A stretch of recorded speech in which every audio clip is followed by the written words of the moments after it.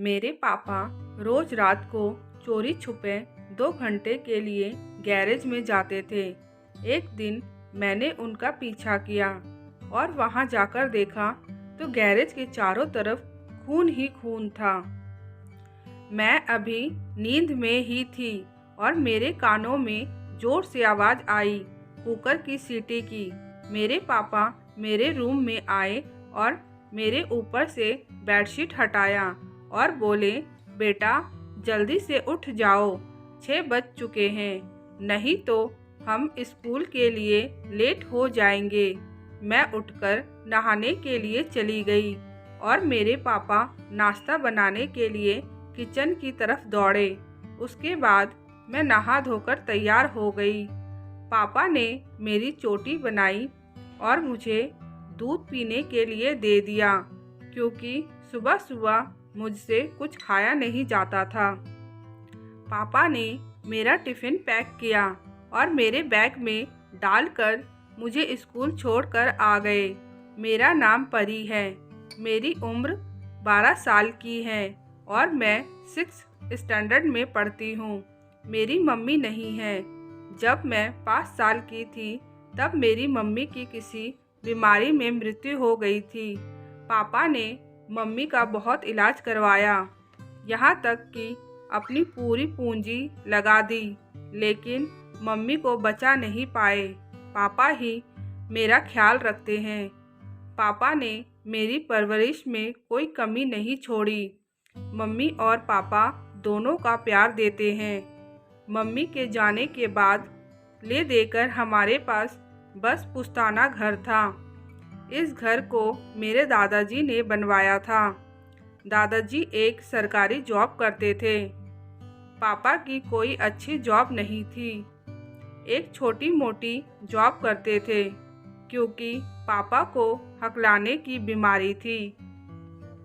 पापा अच्छे खासे पढ़े लिखे होने के बावजूद उनको बड़ी कंपनियां उनकी हकलाने के कारण से जॉब नहीं देते थे। पापा कुछ दिनों से बहुत ज़्यादा परेशान थे।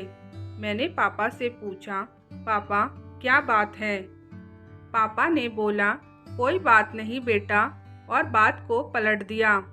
लेकिन कुछ दिनों के बाद पापा नॉर्मल हो गए, फिर पहले की तरह हंसते बोलते।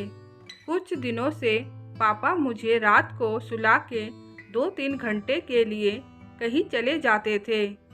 अब यह सिलसिला महीनों में बीत गया और मुझे कहते थे, जब तक मैं ना आऊं घर से मत निकलना। पापा कहाँ जाते हैं, मेरे मन में जानने की तीव्र जिज्ञासा हो रही थी, क्योंकि पापा जब आते थे बिल्कुल थके थके से रहते थे और आते ही सो जाते थे। एक दिन मैंने उनका पीछा किया तो देखा पापा हमारे घर के पास एक गैरेज था, उसके अंदर चले गए और गैरेज का शटर बंद कर दिया। मैं वहीं से वापस आ गई। जब दादाजी थे तब उस गैरेज में हमारी गाड़ी खड़ी होती थी। अब तो हमारे पास कुछ भी नहीं था, इसलिए यह गैरेज काफ़ी सालों से बंद था। अगले दिन जब मैं स्कूल से वापस आई, उस टाइम मेरे पापा घर पर नहीं थे, तो मैंने उस गैरेज में जाने का निर्णय लिया। मैंने बड़ी मुश्किल से उस गैरेज का शटर खोला, क्योंकि उसमें जंग लगे हुए थे। जैसे ही मैंने शटर खोला, ज़मीन पर एक बड़ी सी प्लास्टिक बिछी हुई थी। उसके चारों तरफ खून ही खून था। इतना सारा खून देखकर मैं डर के वहाँ से भाग आई।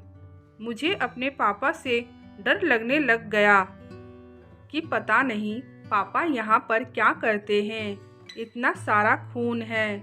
मैंने सोचा कुछ तो गलत काम करते हैं, जिस वजह से पापा मेरे से छुपा के यहाँ पर आते हैं। और आजकल हमारा खर्चा भी अच्छे से चल रहा है, जो कि पहले नहीं हो पाता था।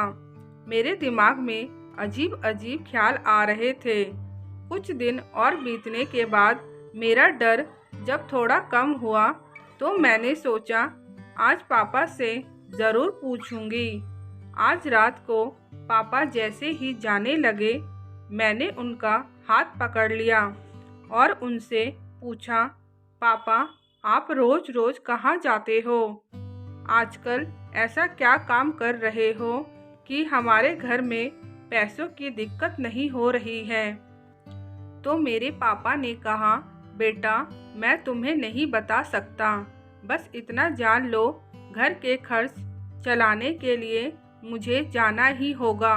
मैंने कहा, नहीं पापा, आपको मुझे बताना ही होगा कि ऐसा कौन सा गलत काम कर रहे हो जिसे आपको मुझसे छुपाना पड़ रहा है और दुनिया से भी छुपाना पड़ रहा है।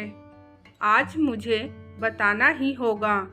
तो मेरे पापा ने कहा, ठीक है, तुम यहाँ खड़ी रहो, मैं अभी आता हूँ।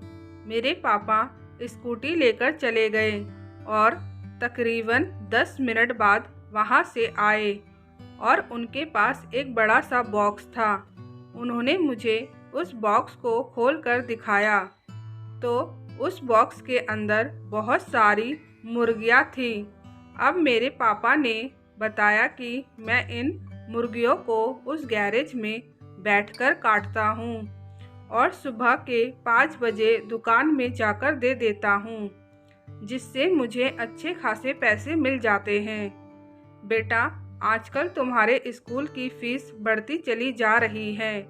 मेरी छोटी सी जॉब से हमारे घर का खर्चा तो पूरा हो रहा था, लेकिन तुम्हारी स्कूल की फ़ीस नहीं दे पा रहा था। मैंने बोला, तो आप सबसे छुपकर क्यों करते हो? तो पापा बोले, बेटा तुम्हारे दादाजी की इस इलाके में बहुत इज्जत है। तुम्हारे दादाजी एक ऊंचे पोस्ट पर थे। मैं नहीं चाहता था कि उनको मेरे काम के वजह से कोई भी कुछ बोले कि वह तो अच्छे पोस्ट पर थे और बेटा ये काम करता है।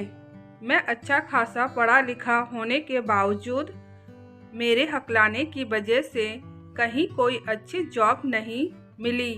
तब मैंने बोला, पापा आप कोई गलत काम नहीं करते हो जिसे आपको दुनिया से छुपाना पड़े और अपनी बेटी से भी छुपाना पड़े।